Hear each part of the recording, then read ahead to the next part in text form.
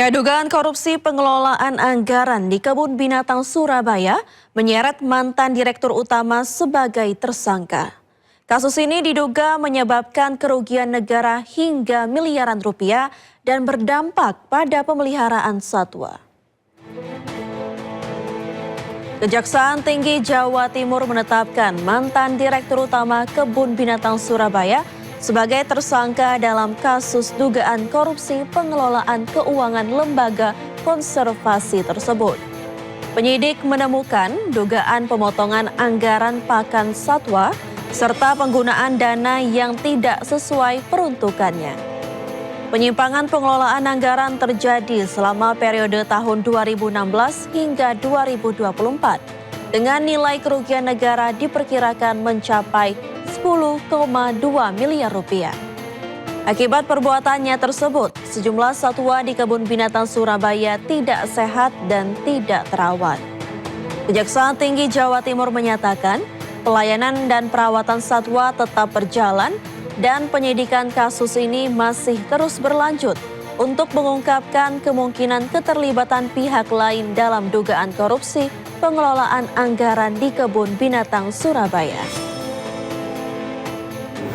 Direktur Utama Perusahaan Daerah Taman Satwa Kebun Binatang Surabaya mengakibatkan bahwa fasilitas tidak terawat dengan baik, kotor, rusak, kemudian hewan-hewan juga berdampak pada Majelis Hakim Pengadilan Negeri Jakarta Timur mengabulkan eksepsi terdakwa kasus ijazah Jokowi Tifauzia Tiasuma.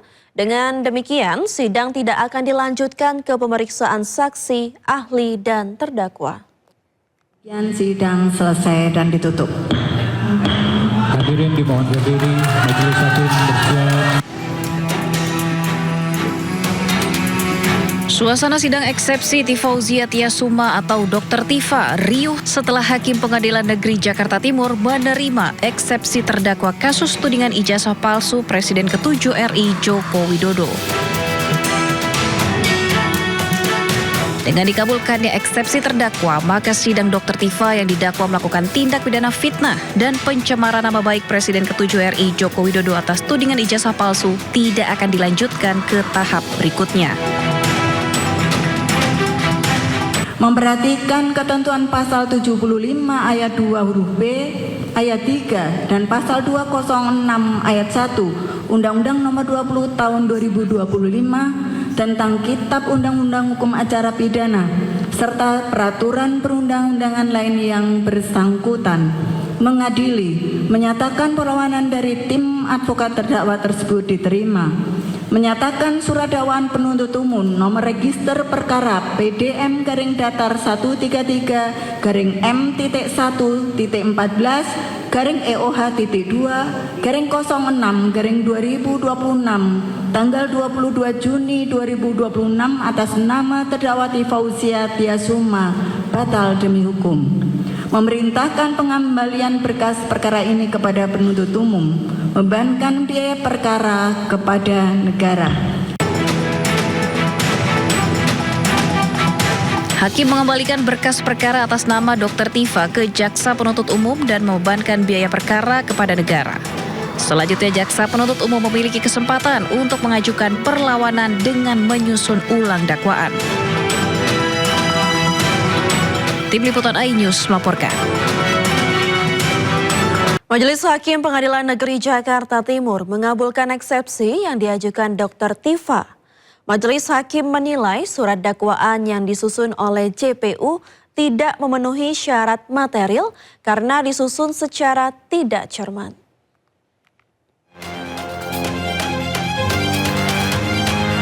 Majelis Hakim Pengadilan Negeri Jakarta Timur mengabulkan eksepsi yang diajukan oleh terdakwa kasus tudingan ijazah palsu Presiden ke-7 RI Joko Widodo, Tifauzia Tiasuma atau Dr. Tifa. Majelis Hakim menilai surat dakwaan yang disusun Jaksa Penuntut Umum tidak memenuhi syarat material karena disusun secara tidak cermat.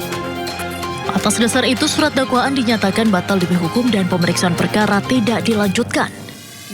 Dalam pertimbangannya, Majelis Hakim menilai Jaksa Penuntut Umum memasukkan dua pasal yang mengatur delik yang sama, tetapi berasal dari dua rezim undang-undang yang berbeda sebagai dakwaan alternatif.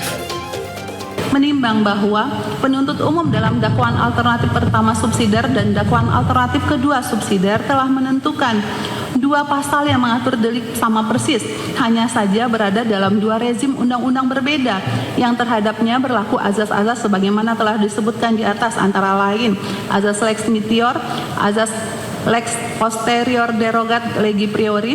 Menimbang bahwa alternatif yang demikian akan menimbulkan ketidakpastian hukum karena seakan menunjukkan bahwa penuntut umum tidak dapat menentukan pilihan pasal mana yang akan ia dakwakan untuk perbuatan yang sama dan karenanya akan dipersidangkan. Menurut Majelis Hakim, penyusunan dakwaan tersebut justru menimbulkan ketidakpastian hukum karena menunjukkan keraguan-raguan jaksa penuntut umum dalam menentukan pasal yang tepat untuk didakwakan atas perbuatan yang sama. Dari Jakarta, Tim Liputan News melaporkan. Sejalan dengan Abdul Fikar, praktisi hukum Egy Sujana mengingatkan Dr. Tifa untuk tidak terlalu berbesar hati. Sesuai pasal 75 ayat 4, jaksa penuntut umum dapat mengajukan dakwaan baru dalam 7 hari ke depan pasca putusan sela. Paham gitu loh, atau tidak mengerti saya. Kok euforia seolah-olah kasusnya menang dan langsung hal-hal yang bersyukur itu, syukur sih wajib, bagus kita mensyukuri sesuatu. Tapi ini belum akhir, belum. Masih ada peluang dari jaksa untuk dakwaan yang diulang gitu loh. Nah, KUHP yang baru pasal 75 ayat 4 menyatakan boleh dapat diulang. Tapi persoalannya di waktu 1 minggu. Nah, saya duga dengan keras kalau jaksa penuntut umum tidak lakukan dakwaan ulang terhadap putusan sela ini, diduga ada permainan yang menyesatkan gitu loh. Di Sindo siang pemirsa, hari ke-9 pencarian, tim SAR gabungan kembali menemukan 1 korban tenggelamnya KM Nurul Salsa di perairan Kepulauan Selayar, Sulawesi Selatan. Basarnas sudah hadir.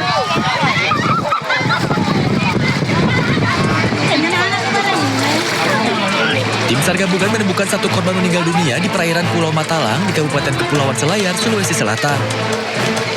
Korban ditemukan dalam kondisi membengkak dan sulit dikenali setelah diduga terombang-ambing di laut selama 9 hari. Setelah dievakuasi ke Pulau Matalang, jenazah langsung dibawa menggunakan kapal SAR menuju Pelabuhan Soekarno-Hatta, Makassar. Setibanya di Makassar, jenazah diserahkan kepada tim DVI Polda Sulawesi Selatan untuk proses identifikasi. Hari ini memasuki hari ke-9 dan pada pukul 12.00 lokal time, tim SAR gabungan berhasil menemukan 1 orang korban dalam keadaan meninggal dunia di perairan Pulau Matalang dan langsung dievakuasi ke Pulau Matalang. Hingga hari ke-9 operasi SAR, dari total 76 korban, sebanyak 58 orang dinyatakan selamat. 4 orang meninggal dunia dan 14 orang lainnya masih dalam pencarian. Tim SAR gabungan pun terus melanjutkan penyisiran sekitar lokasi tenggelamnya KM Nurul Salsa dengan harapan seluruh korban segera ditemukan. Dari Makassar, Sulawesi Selatan, Wahyu Ruslan, iNews melaporkan. Akibat flexing yang dilakukan anggota keluarganya di media sosial, seorang pejabat daerah di Gayo Lues mundur dari jabatannya. Oleh karena itu, demi menjaga nama baik institusi, serta memberikan kesempatan agar proses evaluasi dan perbaikan dapat berjalan dengan baik, saya memilih mengundurkan diri dari jabatan yang saya emban saat ini. Seorang pejabat daerah di Kabupaten Gayo Lues, Aceh mengundurkan diri usai anggota keluarganya mencuri perhatian publik di jagat media sosial. Wanita diketahui merupakan anak dari salah satu pejabat Gayo Lues ini mengunggah sejumlah foto yang menunjukkan kemewahan. Saya yang bertanda tangan di bawah ini, nama Dr. Nepi Rijal MKes MH, jabatan Asisten Pemerintahan Keistimewaan Aceh dan Kesra. Melalui surat ini, saya menyampaikan pengunduran diri dari jabatan yang saya emban terhitung sejak tanggal 23 Juli 2026. Keputusan ini saya ambil dengan penuh kesadaran dan tanggung jawab akibat munculnya perhatian publik terkait perilaku anggota keluarga saya yang menimbulkan polemik dan telah mempengaruhi kepercayaan masyarakat. Ini bukan pertama kalinya terjadi. Anggota keluarga pejabat yang memamerkan kemewahan atau flexing di media sosial berujung membawa karir pejabat terkait berakhir. Dilansir dari laman Instagram @dea.aa, putri pejabat pemerintahan ini memamerkan gaya hidup mewahnya serta sejumlah tangkapan layar yang sekaligus menyeret nama Dr. Nevi Rizal. Postingan yang beredar di media sosial ini membuat geram warganet di kolom komentar. Bahkan Dea terlihat sempat menanggapi komentar warganet dengan foto dan tulisan bernada angku sebelum akhirnya menutup laman Instagramnya.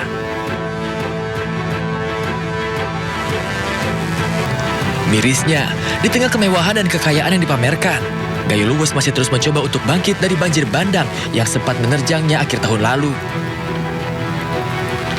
Jalan-jalan yang rusak, bangunan yang roboh, listrik yang sempat padam membuat warga sulit untuk hanya memenuhi kebutuhan dasar mereka. Di saat rakyat berusaha bertahan, ada pejabat yang justru mempertontonkan kemewahan. Ini menjadi gambaran bahwa kekuasaan tanpa empati hanya menjadi ironi. Tim Liputan, A News melaporkan.